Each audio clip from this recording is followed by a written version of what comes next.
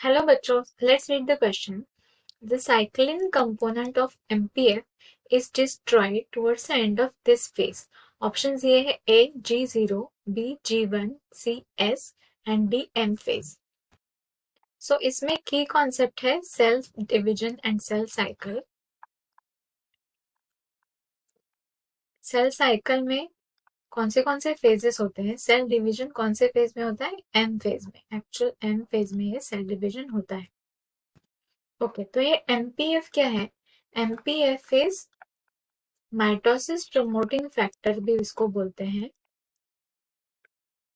या M phase promoting factor ऐसे भी बोलते हैं.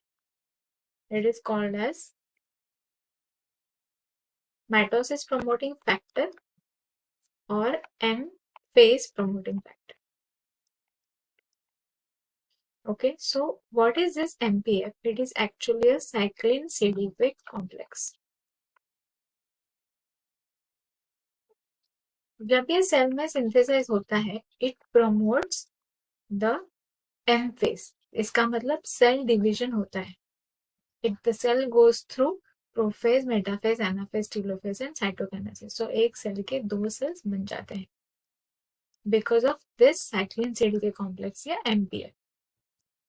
अब जब तक ये फैक्टर सेल में प्रेजेंट है तब तक सेल डिवाइड करती रहेगी, सेल डिवीजन होता रहेगा.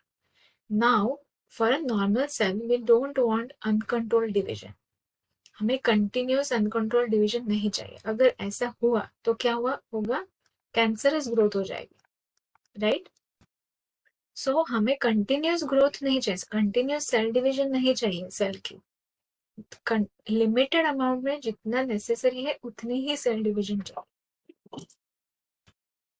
तो इसका मतलब ये एमपीएफ फैक्टर जब तक प्रेजेंट है तब तक सेल डिवाइड करती रहेगी. So if you want to stop the cell division, इसको डिस्ट्रॉय करना पड़ेगा after the M phase. So what cell does is it destroys the cyclin component of MPF towards the end of M phase. That is after cell division वो इसको destroy करते हैं. So the correct option is D, that is M phase. I hope you understood it well. Best of luck.